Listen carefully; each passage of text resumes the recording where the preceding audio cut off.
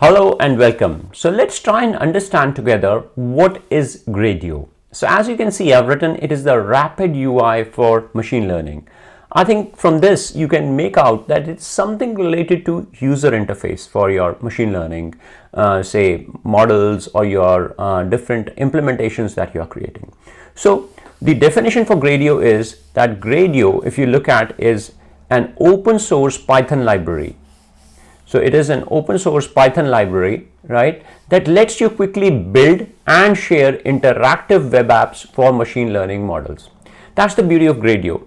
Now what Gradio does is it is actually allowing you to actually very quickly build and share your interactive web apps. Now, if you guys have worked on Streamlit, you can easily correlate to it. But what if I tell you that it is even easier than Streamlit and you have to write much less lines of code to achieve the similar kind of functionality, I would say, but Streamlit allows much more with Gradio. So remember, Gradio is an open source Python library and it's helping you to build more like user interface kind of environment for you, right?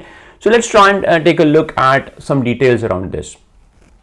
Very interestingly, I saw that it was actually launched in 2019 by the Stanford students. They were around 4 Stanford students. The names are here. And basically their aim was to share the machine learning models with non-technical users, right? Because they were building a lot, but how could they share the code? Obviously, when there is a non-technical user, they would obviously want a user interface where they can test certain things. So they wanted to quickly build something so that people could actually go ahead and test their models. This is where actually Gradio came into existence. And interestingly, it was actually acquired in December 2021 by Hugging Face. So Hugging Face found it really interesting and they actually acquired Gradio and brought the whole team under its own umbrella. So as we already saw, Gradio is basically an open source Python library for building interactive demos or web apps. And I always used to think that, okay, what we've been building so far, if you see with MCP or with any of the things we would do, you are creating your Python code, but what if you want to give it to the end user?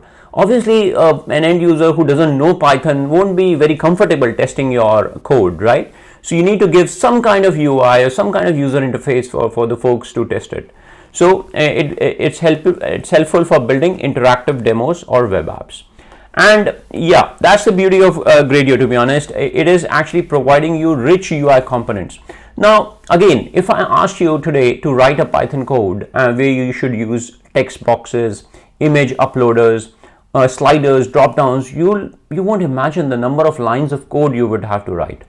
So the beauty of Gradio, it's a wrapper around all this, and it helps you to actually come up with rich UI components and supports text boxes, image uploaders, audio recorders, sliders, drop downs, chat UIs, basically whatever you need or whatever artifacts or objects you need for your user interface, it provides that, right?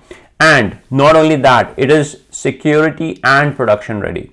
So what do we mean by that? So Gradio includes advanced security features that are suitable for use in the corporate or production environments. So it has secure endpoints like HTTPS.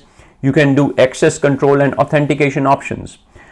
And when we talk about the PWA, so PWA, if you see here, it actually stands for Progressive Web App, right? PWA. So Gradio apps can behave like mobile or web apps, which is installable on phones, desktops. And also we are talking about SSR, so performance improvements via SSRs. SSR stands for server-side rendering. So here you are talking about server-side rendering, right? So what it means is SSR means the app interface is rendered on the server first and then sent to the browser. So it is faster initial page load.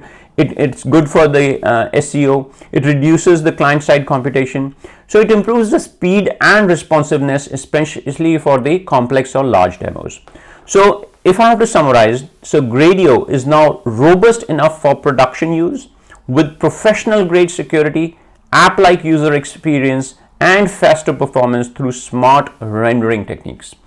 So with this, we sum up what is Gradio. Thanks for watching.